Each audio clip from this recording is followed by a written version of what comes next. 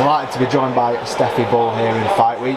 It was the public workout today. I had a chance to obviously see Cecilia, do a bit of pads with Terri. How would you kind of assess the day so far? Just another day at the office now, isn't it? So Terri's nice and she's well experienced now, all this, and she understands that it's just a part of the fight, what happens on fight week. So today we've got open workouts, tomorrow will be press conference where all the talking gets done, and then Friday's the weigh-in, and then Saturday's fight night. It's just a part of it now, so I think she's that experienced that she just rolls with it. She seemed a little nervous earlier. I had a little giggle at her because I can tell when she's nervous, and there were that many people there. There were hundreds of people there. Weather was shining. Enjoyed it. Yeah, we're good. She's in good spirits and ready to go now. How's obviously camp been with Terri? A good camp overall, would you say? Yeah, brilliant. She's been really good. She's been so consistent in sparring, which is not often you get with fighters. You normally get 3 or 4 good spars, then a bad day, 3 or 4 good spars, then a bad day, and that's kind of the cycle that I've experienced that you get from fighters.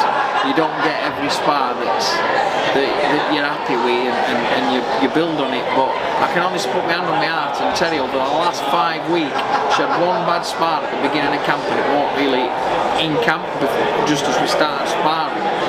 And she's really built on it, and for the first time ever I would say that she's been consistent in sparring, and that's the closest thing they get to a fight. So if you're being consistent in sparring, I'm very confident that that will grow onto Saturday night. So very impressed. It's been a great fight week, and I've really enjoyed it. So we're going to delve a little bit into now the stable you have, and obviously what it takes to be a fighter at the top level. Yeah. Like you said, Terri's now experiencing these sort of nights, fighting on a Katie Taylor undercard, Dublin. Obviously you've seen multiple people come into the gym and not make it, may have the talent and not make it. How would you kind of assess the fighter that needs to come into the gym and make it at the top level like Terri has? It's a good question, that really. I get on at my fighters for this often. Do you know what, mate? Like, there's levels in boxing, like there's levels in football. You know, you've got your Sunday League, you've got your Premiership, the highest of the heights, you've got your international play. There's different levels, and boxing's exactly the same. And it ain't a crime to be Central Area title level or a world champion. Now, we're all humans. We're all, you know, we should all be appreciated of what we are. So, like, for a fighter to be at the highest level takes a lot, mate. Takes a lot of dedication, a lot of sacrifice, and it kind of has to be at the very top. It kind of has to be, I would say, be all or end all. And what I mean by be all or end all, it's got to be first. It's got to be, I would say, in any elite sport, not just boxing, it has to be a priority, and everything else would have to come second. So, meaning sacrifice, that's no socialising. There's no time for socialising, no time for partying. And it's a knock-on effect. I can get really deep because, like, for example, Jason Cunningham, how dedicated he is. On his last fight, we boxed on a Saturday night on a big TV platform on one of the main fights on the TV. We were back in gym on the Monday.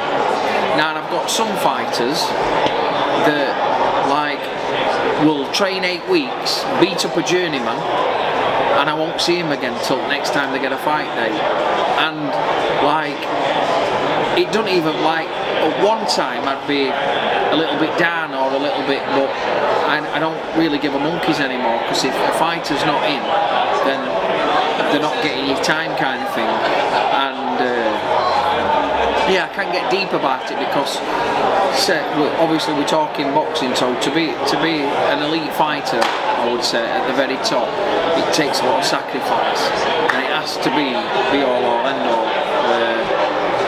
That's the kind of attitude you have.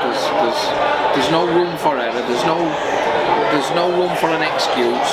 It's got to be everything, and that is what delivers success at the highest of heights.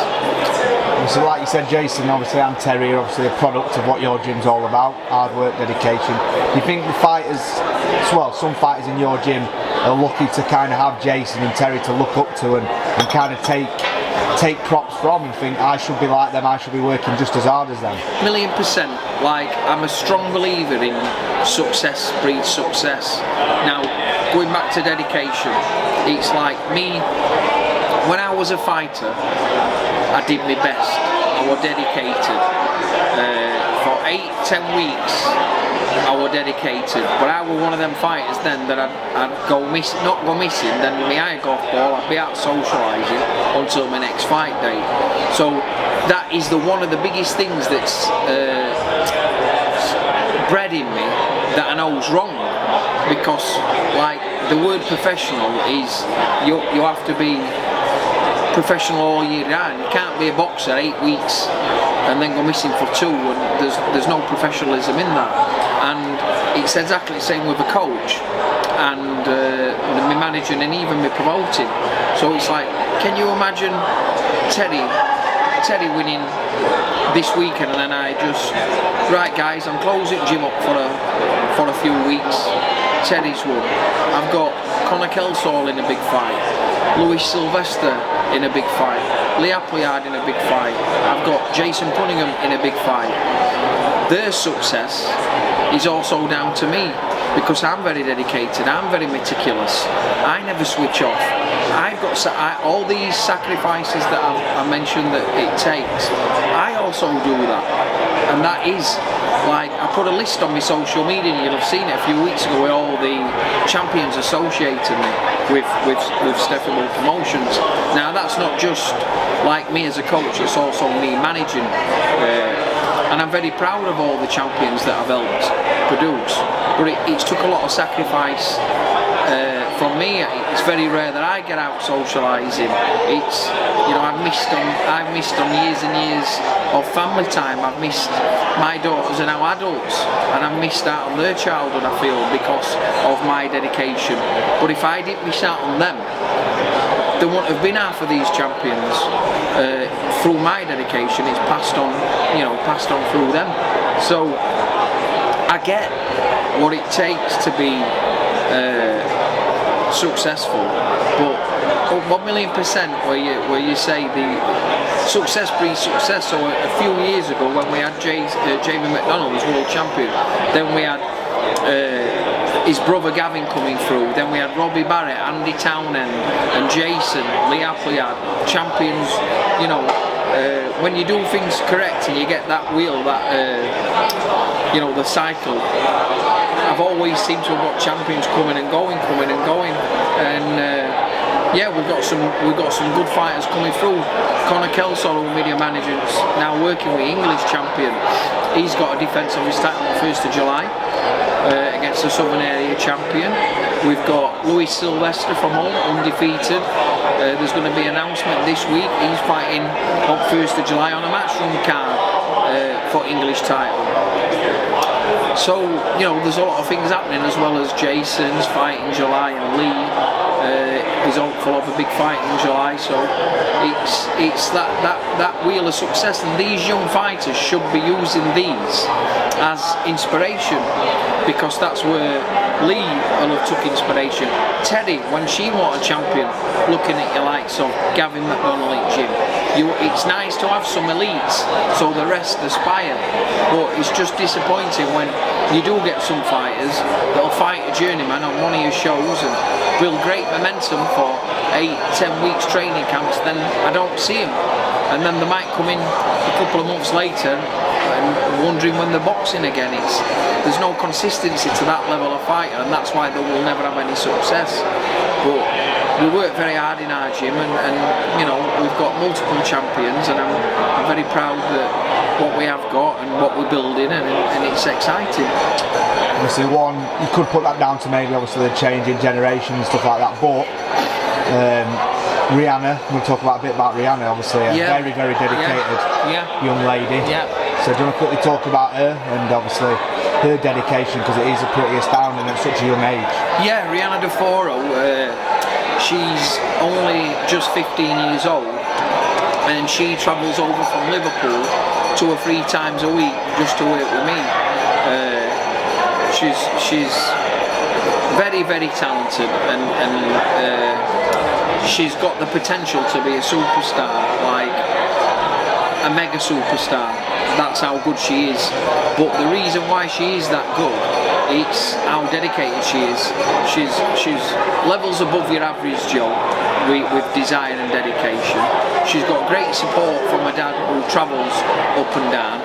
She's come out of school to be homeschooled, but she's that good. She probably could win a world title with a training camp of 12 weeks, and she could probably win some of these world champions at her weight now. That is how good she is, and exceptional. Like, it's like to have success at the highest heights, it's got to be like be all or end all.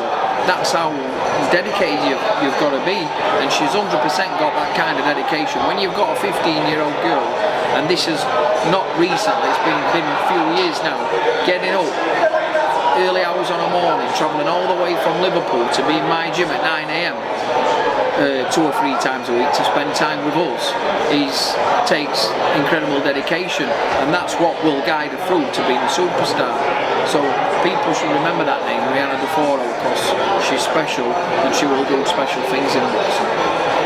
So like you said, you got fight days coming up for Jason as well. Yeah. Do you want to quickly talk about obviously fighting Liam Davis? I think that's public knowledge. Yeah.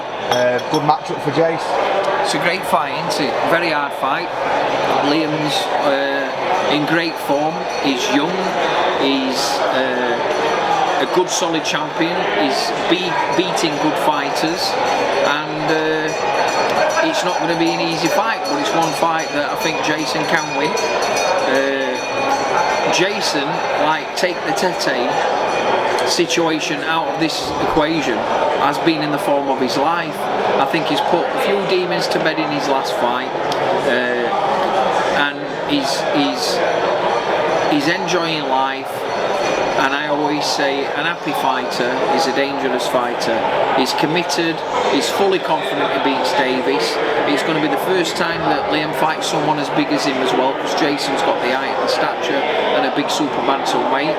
And I'm looking forward to getting home over the next couple of weeks and studying Liam Davis and getting to grips with a game plan and to get Jason the best prepared for a great fight.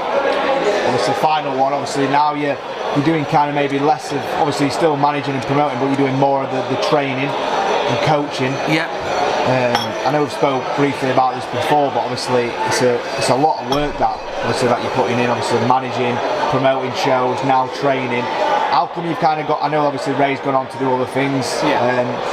What's that been like? Obviously it's a heavy workload, but have you got that kind of love for coaching back again? Yeah, 1,000,000%. I mean, I would go as far as to say coaching's my priority now. I'm even thinking of coming away from promoting for a while, because I'm enjoying coaching that much, and obviously coaching is the more consuming, whereas managing and promoting is a deal done over the phone or arranging over the phone. But time with a fighter, you're talking an elite fighter such as Terri, say he's in the gym twice a day, and your sessions are like 1.5 hours, so that's probably 3 hours a day.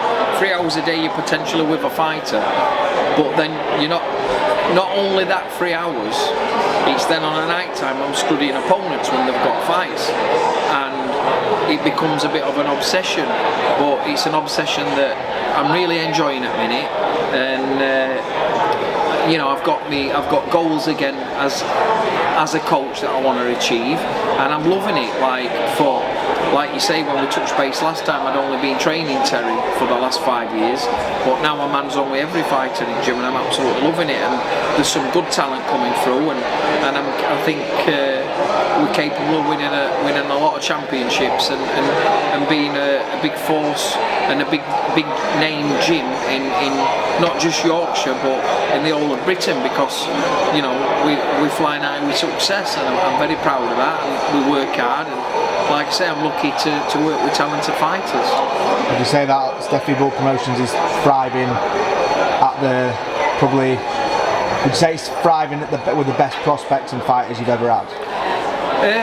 That's hard, but when you think the amount of champions that we've currently got, the amount of fighters that's fighting in championship fights coming up, probably arguably, if you put it that way, it's an exciting time to be in our gym.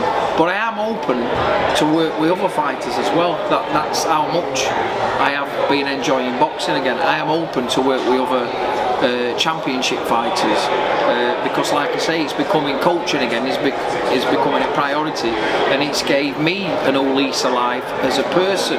It's motivated me to do my own exercise. It helps me with my own focus and my own, what's the posh word everybody uses now, mental health, and I'm in a great place and motivated on back of. It's really motivated me. I'm hungry for success. I'm hungry to create winners, and it's gave me that, bring that winning mentality. Before, I've been probably a little bit lazy, just chilled with Terri, both having success. You know, I got too comfortable, and I'm back of doing exercise myself and coaching fighters. It's gave me a new lease of life as a person, and I'm enjoying my own personal life again. I'm fully focused. I feel refreshed, and yeah, I'm in a good place as well as my fighters. So yeah, it's a good time to be in our gym, and I'm looking forward to a busy year. Cheers, Stefy. Cheers for your time.